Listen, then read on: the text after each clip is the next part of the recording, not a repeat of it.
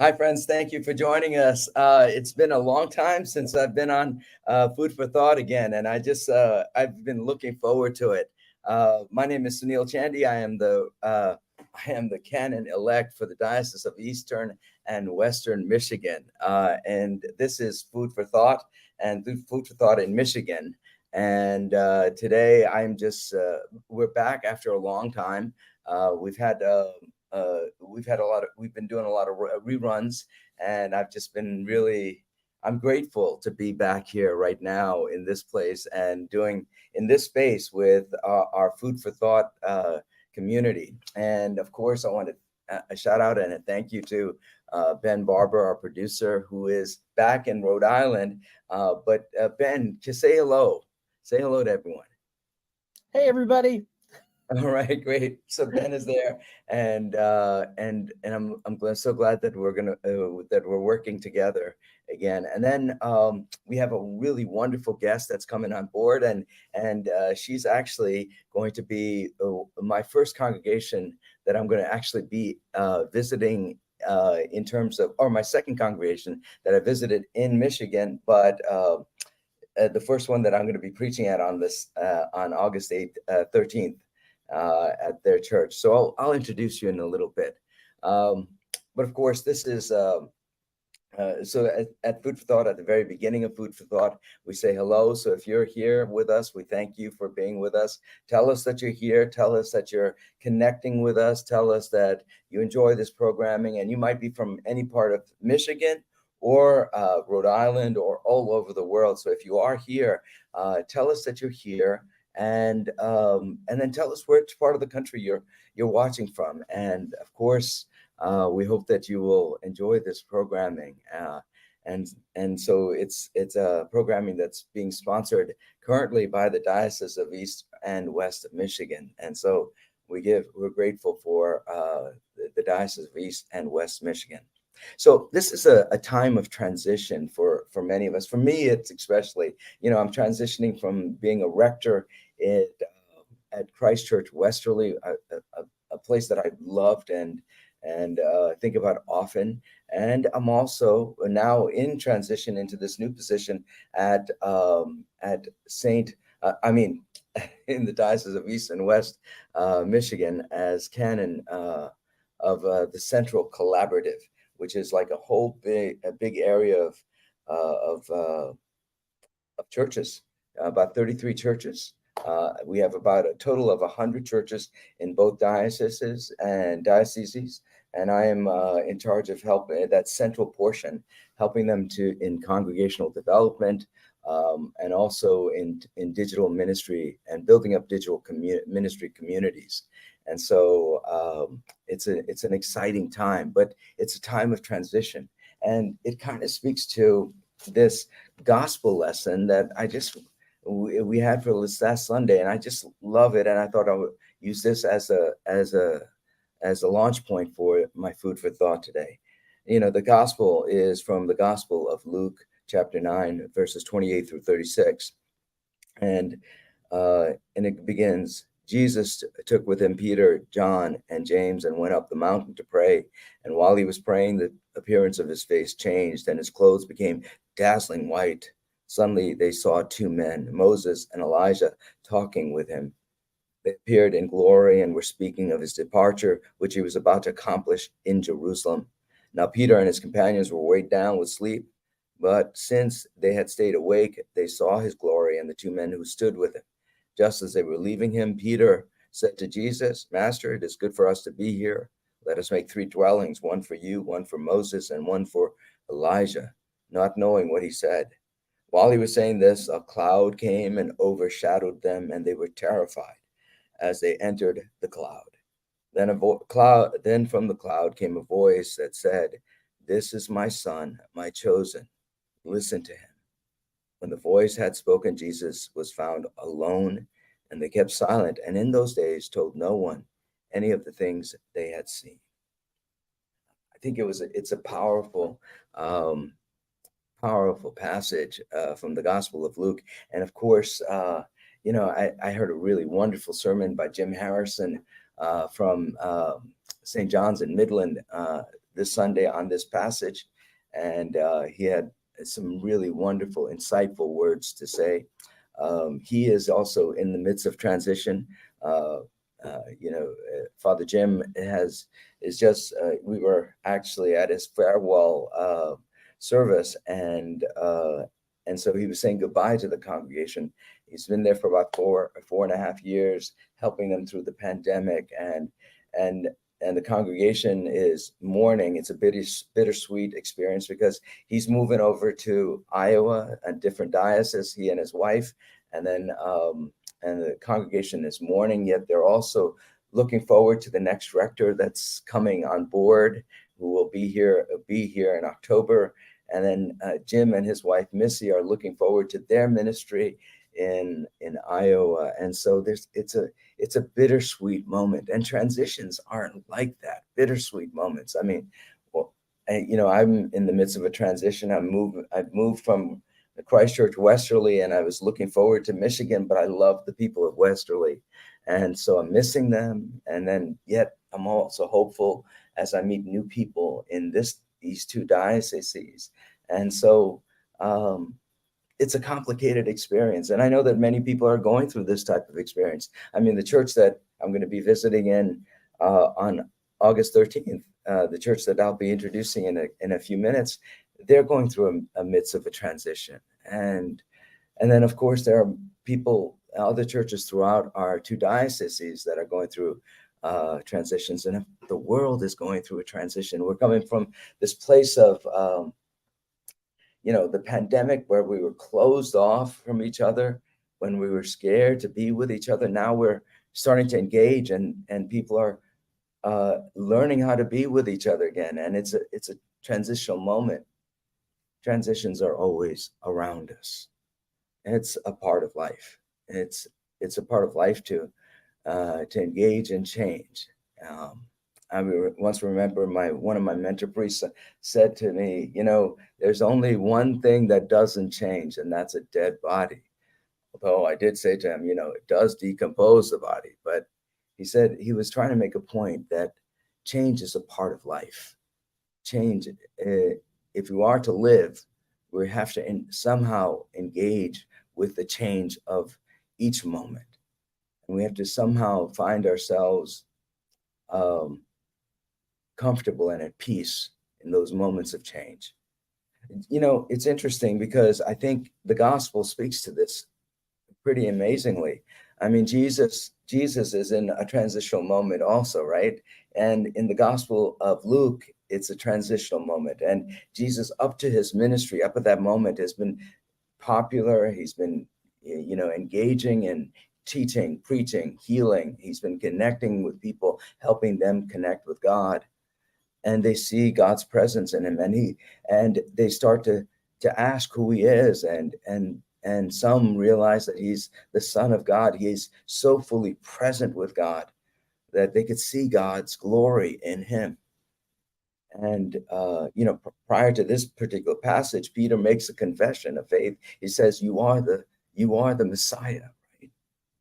And so when Jesus goes up to this mountain, he goes up there after like Peter's confession of faith, after this wonderful ministry of healing, teaching, and preaching, this connection, and he's going up there. He's trying to decide what the next move is. And then in the Gospel of Luke, I think that when he comes down the mountain, he sets his face towards Jerusalem. He knows that he's going to be heading towards Jerusalem. And this is towards the end of his ministry. As he heads towards Jerusalem, he knows that he's going to head towards conflict and challenging situations. And so it's a transitional moment, not only for Jesus, but also for his disciples too, because now in the midst of this moment, they see who Jesus is, and they're about to come down that mountain too, but and they're going to be facing those challenges, and they're going to remember this moment. And so there's uncertainty in the moment. There's the cloud there, right? Reminding us that these uncertain moments, these moments of transitions are moments that we can't necessarily see into the future, because there's so many choices that depend on not only our choices, but so many paths that depend on our choices, but also the choices of others and the world around us. So it's really an uncertain moment.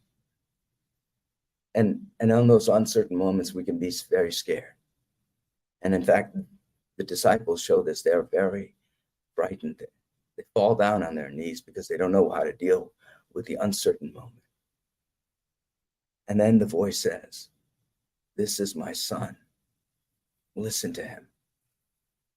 I think that's powerful. For me, it's powerful. You know, as I engage in this new ministry, I'm thinking to myself, you know, my kids and my wife are back in Rhode Island right now. They're not here just at this particular moment. And it's kind of like it's an uncertain moment for me. But, you know, just like those disciples, the words, "This is my son, listen to me, listen to him," is very important to me, because it reminds me that even in this uncertain moment, I can act in faith. I could do what Jesus has taught me to do, which is to love God with all my heart and love my neighbor as myself. Just love and be faithful that God's in this process. And maybe that might be a good lesson for all of us, that whatever transitions we're facing, whatever unknowns we're facing, if we act in faith, if we act in love towards God and our neighbor, then somehow everything will be okay. Somehow everything will be okay. You know, we have a wonderful guest right now on Food for Thought, and her name is Dorothy Shinault. She is the senior warden at St. Paul's, Bad Axe, Michigan. I love that name, Bad Axe, and she's going to tell us how Bad Axe got their name, that community got their name. But you say it fast, you might get yourself in trouble. I might, especially. But anyway, so Dorothy is the senior warden, and I'm looking forward. She's a wonderful lady. She has been married and is since 1975. She has children and grandchildren. She was married there at St. Paul's in Bad Axe in 1979, and she's been a part of that congregation since then. And she's a senior warden. She's a trained worship leader, and she worked for an independent bank for about 45 years in customer service. She loves helping people, and so she's an amazing lady. And I'm hoping that you're going to find her amazing too. And so, Ben, please bring Dorothy Shinault on board. Dorothy, how are you doing? I'm good. How are you? A little nervous. Oh, don't be nervous at all. You look great, and the church looks wonderful. I mean, it's all framed well. Good. So I'm looking forward to being with you guys on August 13th. You're like my first official visit. I just went to St. John's in Midland this Sunday. I was just there watching and engaging with people there, but you're my first official visit, and I'm looking forward to being with you. We're very excited too. It's a wonderful service and a beautiful spot, and you're just going to be the bonus. Oh, God is good. God is great. I think so too. Hey, so tell me about Bad Axe. How did they get their name? You know, you're next to Lake Huron, so it's a beautiful area too. And we're in the tip of the thumb. Tip of the thumb. Yep. So, of Michigan. This is when you're in the Bad Axe, you always use your hand. We're up here. Up there. Great. And over here on this side is Lake Huron, right? On that. Correct. Yeah. I still have to learn how to do this. Yeah. So tell me about that. I guess it was a military surveyor. His name was Rudolph Pabst, and he was surveying, obviously, and he ran across a broken axe in a stone, and he kind of called it the Bad Axe Camp. Then it was Bad Axe Corners, and then it just became officially Bad Axe. So then that was, and I guess the original, or what they believe to be the original, is still at our Bad Axe library now, with the stone with an axe head in it. Wow. Do you Yeah. think is the library going to be open on Saturday? That Saturday? They are open, but I don't know if, not as long, but they may be. They may be. Yeah, so I'd you can love maybe to get a peek. Yeah, I'd love to take a picture of it or something, you know? Yep. Our retired librarian, Mimi, actually goes to church here, so Oh, we can hook wow. you up. Oh, that would be great. I'd love to see it. I'd love to. Yeah. I think the town was established in 1861 or something like that. Something. Yeah, it's I know that our original, the Episcopal church was first around it. So I took a couple notes here. 1881 was when Okay. our first mission church was, but our actual building we're in now was built like in 1908. 1908. Oh, wow. Yeah, Good, good, good, yeah, good. So like, yeah. so the thing about Bad Axe, I mean, it's really interesting. The community kept that name, right? Yes, I think they tried to change it a few times, according to the notes that I was reading, except for that Rudolph Pabst came back from wherever he was and really put up a battle for keeping the name. So it's been as long as I can remember Bad Axe. Yeah, I mean, it's you know, like it kind of makes me think that the community is very independent minded. It doesn't necessarily, I mean, you know, uh, it doesn't necessarily like conform to what other people are thinking, might be, like Bad Axe is a unique name. It is. you know? It is it is very unique. Yeah. Yeah. Fun. And so in that area also, like, there's what else happens in that area? I mean, I think you have a winemaking company that's there. We do. Yeah, it's see, everything kind of Bad Axe. I was thinking about this. Even our parishioners, we all drive in to church. Probably there's a very limited amount, like maybe 2 or 3 parishioners that actually live in Bad Axe, and we all kind of, because it's a rural area, we are all driving 15, 20 miles into church, on Sunday. And I think that the actual, I forgot the question. Sorry, I got myself nervous. Well, like, what do they usually like Oh, around the okay. area? Yeah. Okay, I'm sorry. I always tell people when they say, well, it's a small area, you can't do anything. I said, we've got everything you can do, Yep, we have the wine factory, with the winemaker, and he's a local farmer. He used to make, he used to farm, and then he got and started growing fruits and everything, and then went into wine. The show, we have the theater, we have nice restaurants, we have the lake. Obviously, we have the lake brings a lot of people here. We have a huge summer crowds. We have actually Cheeseburger Festival is this weekend into the weekend, and we have thousands that come to Caseville, which is about 30 minutes from here, 25 maybe. And sometimes the locals get a little, disshuffled because there's a lot of action that goes on. They have a cheeseburger parade on Wednesday, and a lot of people, like we have even some radio stations that come in, and it's a big deal. It's a big deal. With all the campgrounds are filled, and it's a big ordeal. And So it's, is it I'm sorry. this next week and into next week into the Yeah, you may be in the midst of cheeseburgers. Oh my God, I love cheeseburgers. And you can go and they have contests to say who's got the best cheeseburger, but you wait a long time for one. But yeah, they have them all over the streets. All the local restaurants go up there, and it's quite a shindig, I'll tell you. Where now is it? So it's not in Bad Axe. It's a little bit outside of Bad Axe. Yeah, it's right on the lake. It's in Caseville. It's one of the smaller. Port Austin and Caseville are the small towns right on the lake. Yeah. So when you say lake, it's really interesting because, I just lived in Rhode Island. Rhode Island, we've got the ocean, right? Ocean. Right, and then, right. And we have in Westerly, we have water on 3 sides of us. We have the Atlantic Ocean, and then we have the Pawcatuck River. And so, water's a great deal important to us. And but like from what I hear, when I think about a lake, I think about a small body of water. But this is So- like Yep, this Huron is Big and Lake. Michigan. Yeah, this is big. Like it's almost like an ocean. Like you I'd can't like to see the side. I'd like to tell, right, you can't see the other side at all, no. And actually you can go by boat from Port Austin or Caseville probably too, over to East Tawas. I know that people have taken that journey across.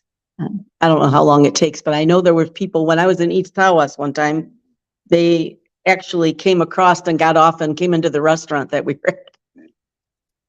You know, it's interesting. Like East Hawaii, where is that? Is that in Canada? No, East Tawas is up on the other, like opposite the thumb. Okay. It's over here. Oh, it's up. Oh, It okay. All might right. be in, it's probably in your region. Okay. It might be in the It, East. Yeah. it might be, Yeah. might Okay. be. All right. It's a little north, so it might not be. Well, it's interesting because you know, Canada's so close by too. Yep, You know, if you cross the Lake Huron, you're going to be in Canada, right? yep, yep, Yeah. So that's pretty yeah, interesting also. yeah, yep, yep. Yeah. Yeah, it's a big lake. Yeah. So You won't, like, and so, but do you live in Bad Axe, don't you? Or do you live outside? no, I live outside. I live about 10 miles out on out on a country road. I live actually on the same road as the wine, as Dizzy Daisy. Yeah. Okay. Great. What's We it, ride the go name of ahead. the company is what's the name of the company again? Dizzy Daisy, Daisy Winery. Dizzy Daisy. Mm-hmm. You know, I was like looking at the website on Bad Axe, and they said that this was a really wonderful place to go to and taste wines. They do all types of different wines. They do. Yep, they do. It's, it's a rural, it's not like super fancy, but it's very nice. I mean, then they have a small area inside you can go in and do the wine tasting, and then they have kind of cute tables all set up. And in the wintertime, they have like the bubbles where they're kind of heated in there with the, like you can see through them, but they keep the heat generated inside. Oh, that's Because great. yeah, the warmer, it keeps you warm then, like little warming houses. So then, like in that whole area, there's a lot of farming, right? A lot of Yep, it's a fruits. farming community. Yep, it's very. But I mean, there's lots of other industry too, but they're manufacturing and things. But there's mostly farmers outside in the rural communities. But a lot of people drive in. Like we have people who drive into the Saginaw area for work and things like that. So depending on Mhm. what your work is, I guess. Yeah, yeah. But there are quite a few factories in our area that manufacture. So there's like Bad Axe has some 2 or 3 bigger factories and so does Ubly, Mm, plastics, things like that too. Plastic wow. factories in Huron County. Yeah. Now, like, do the parishioners work in? Are they mostly farmers, or are they I in think any? we have a little bit of everything because we have farmers, we have retired people that were farmers, and then we have farmers that are still farming. We have Mason, we have a young man who's really, Josh is really into masonry. I mean, he's like fancy, like he does all of the countertops and fancy Wow. floors, and he's a really big mason. And then we have police officers, we have, there's all different venues, I guess, and factory workers. Like I said, I was a customer service and banking, just retired. So, Yeah. Well, yeah. it's really beautiful. I mean, like, and the congregation is you know, how many do you usually get on a Sunday? Is it a big It's congregation? No, I would say probably 18 to 22 on a regular basis, but Yeah. we could have more, but how it always kind of fluctuates here and there. People come or they don't come and the other ones come, so it kind of fills both. Summer, actually, we have a few visitors that come up that actually live up in Port Austin, or and then they maybe are Episcopalians from a different church where they live, and then they come on Sunday. So we do have quite a few visitors that come in on through the summer. So that helps. Kind of No, nice. it is nice. And you know, the one thing about small churches that's important, and it's beautiful, is that you're always there for each other. It's like a family, you know. It really is a family. Bad X, I think, is probably, I mean, we don't have any real animosity. We're very fortunate because everybody kind of like loves each other. And I think it radiates through to visitors because they all feel like they're part of the family too. Oh, That's just my opinion, but I think we're oh, nice. oh. That sounds really, maybe it sounds like as if the motto is, if you want to be loved, come to Bad Axe. Yeah, there you go. That's a good one. Yeah. Yeah. Oh, that's beautiful. That's beautiful. So you We've had guys are, good leadership. I'm sorry. you've had good I was just leadership. going to say, we've had good leadership. I've worked under some really great priests from when I first started coming with Jim Sorensen right up to Father Tom Manny there. We've had very good leadership, male Yeah. and female both. Yeah. I mean, I know Father Tom. He was on our search committee. He's a real nice man and Very faith. nice. Yep. Yeah. And I know that he moved over to Flint but Hmm. right. But he did great ministry with you all. Yes, he And did.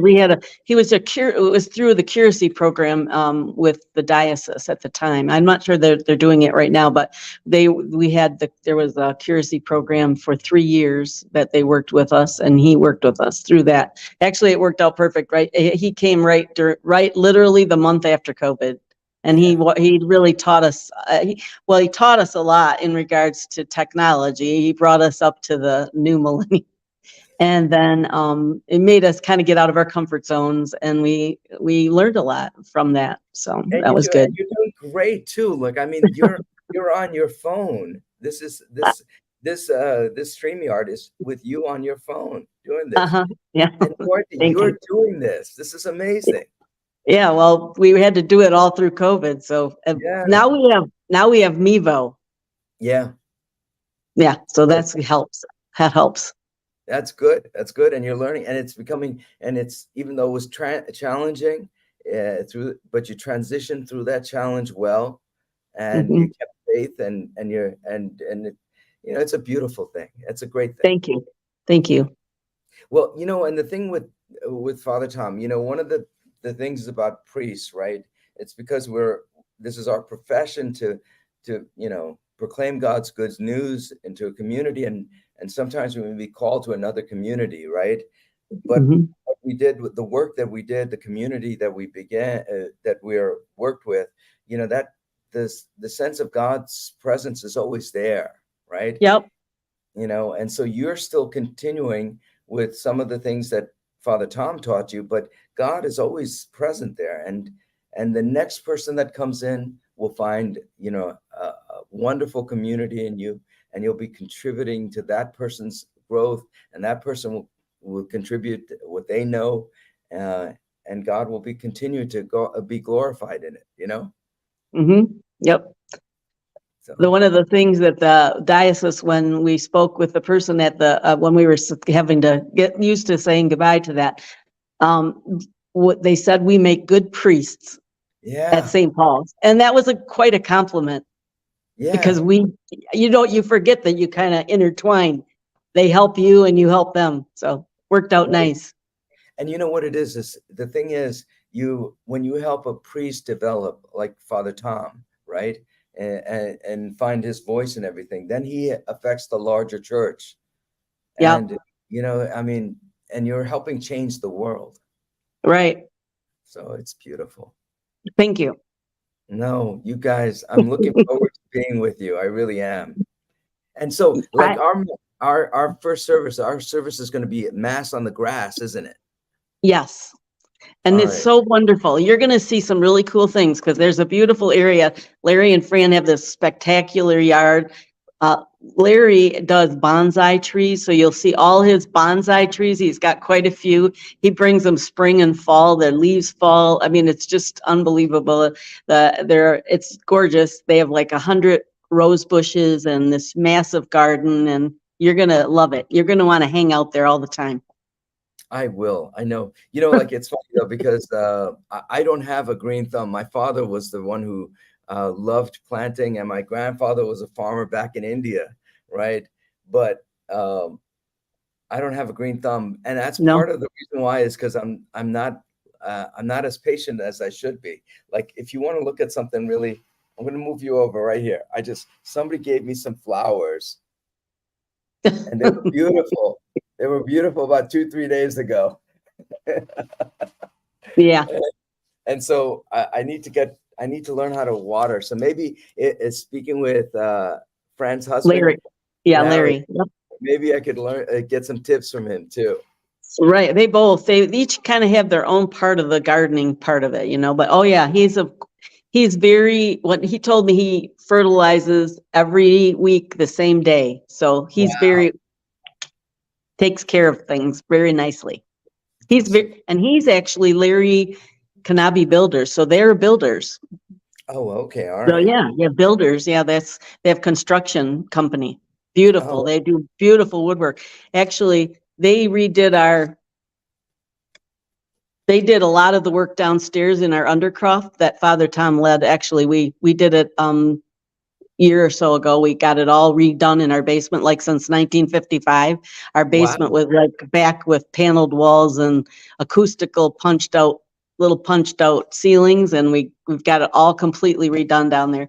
And thanks to all of our parishioners and extended parishioners, that's what I think, we've touched so many people over the years that we reached out, and we never thought in a million years we could do all the work we did. And our people from abroad just came forth from just by asking, I guess they came forth, and we were so shocked by how well received it was. And we've got a beautiful basement now. But anyways, they've also redone a lot of the woodwork, like to match things up here with, I was trying to do mine, but I can't see it. But anyways, all of it matches because they did the big giant arch and they had to redo all that, and they've done beautiful work. I'll take some pictures of that too. I love looking at woodwork and everything too. No, yeah, they're the guys for it. All right, so it's Larry and Fran Kanabi. Kanabi is the last name, and Kanabi. Yep. And it's there, and we're doing Mass on the Grass there. But so Larry's a builder also, and Fran I think works as a secretary at the church. She does. Yes, she has for many years. Yep. Oh, good. Yes. Good. Yep. Well, I'm looking forward to being with you guys, and especially on Mass on the Grass. And I'll bring the love from the diocese, this East and West, both East and Western Michigan. I really, it's interesting. This is my first week here, Dorothy, and I've met so many wonderful people here. I mean, I have a sense of God's presence in this place, and so it is. So it's a good community. I'll give you guys a big hug from them. Thank you. Yeah. Now, let me ask you a question. Is there any, so we're about to end our program. It's not that bad, right? No, that's good. Okay, good. All right, good. So is there anything that you'd like to let the people know about? Because we got people all over the world watching this thing, right? And not to make you nervous at all. But if there's anything that you'd like to let them know about Bad Axe, St. Paul's. We're a great community.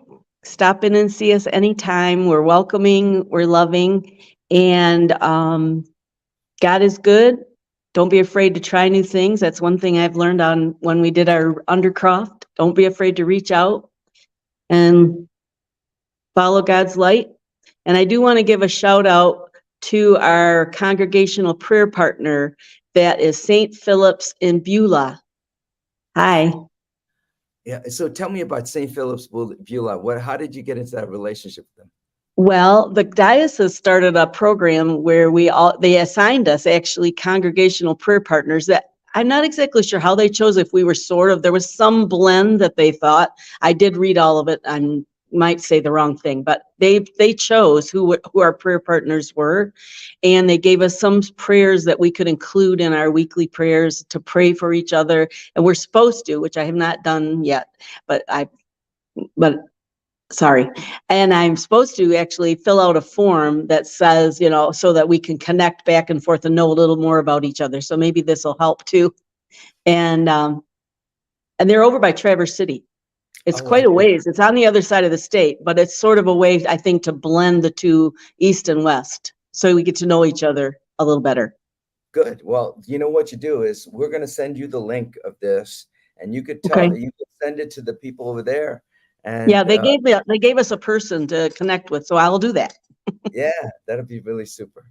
And Dorothy, again, it's a joy to get to talk to you on the phone, see you in person, like through the camera, but then I'm looking forward to meeting you in person and all of the people down there or up Thank there. you. Yeah, up there, right? Yeah. All right. So God bless you and take care. All right. I'll see you on the Thank 13th. you. Thank you. See you Sunday. All right. Great. Bye. Yeah. Bye. Folks, that was Dorothy Shinault. She's the senior warden at St. Paul's in Bad Axe. And that's a congregation that I'm going to be visiting this coming Sunday. And I'm looking forward to it. It seems like a great place to be. Well, our time is a little bit over, but it was a really interesting conversation, and I hope that you loved it, and I hope that you'll come and take a look at the pictures that we'll be presenting of St. Paul's. I'd like to end this time with this prayer for transition. At the beginning of this week, we had a staff meeting, and our diocesan administrator, Catherine Helt, introduced this prayer. She ended our time together of morning prayer with this. And so I thought it was really wonderful. I mean, it just really spoke to me because I'm in the midst of a transition, and I think we're all in the midst of transition. So let's end with this and the Lord's Prayer. The Lord be with you. Let us pray. Ever-present God, you call us on a journey to a place we do not know. We are not where we started. We have not reached our destination. We're not sure where we are or who we are. This is not a comfortable place. Be among us, we pray. Calm our fears, save us from discouragement, and help us to stay on course. Open our hearts to your guidance so that our journey to this unknown place continues as a journey of trust. Amen. That prayer was written by the Reverend Canon Christi Phillip. And so it's a beautiful prayer. Let's say the Lord's Prayer. Our Father, who art in heaven, hallowed be thy name. Thy kingdom come, thy will be done, on earth as it is in heaven. Give us this day our daily bread, and forgive us our trespasses, as we forgive those who trespass against us. And lead us not into temptation, but deliver us from evil. For thine is the kingdom, the power, and the glory, forever and ever. Amen. Friends, go in peace to love and serve the Lord. Spread the light of Christ to the world around you. The world needs it right now.